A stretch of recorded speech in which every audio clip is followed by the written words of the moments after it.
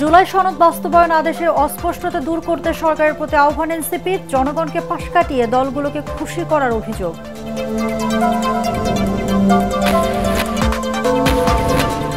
স্বাক্ষরিত জুলাই সনদ বাস্তবায়নে বিএনপি অঙ্গীকারবদ্ধ, বললেন সালাউদ্দিন আহমেদ। ধর্মের নামে একটি দল নির্বাচনী বৈতরণী পার হতে চায়।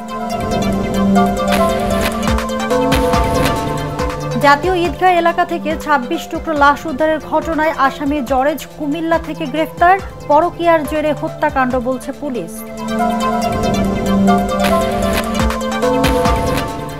আগামী ১৭ ডিসেম্বর সিলেট শাহজালাল বিজ্ঞান ও প্রযুক্তি বিশ্ববিদ্যালয়ের কেন্দ্রীয় ছাত্র সংসদ নির্বাচন প্রত্যাখ্যান করে শিক্ষার্থীদের রাতভর বিক্ষোভ।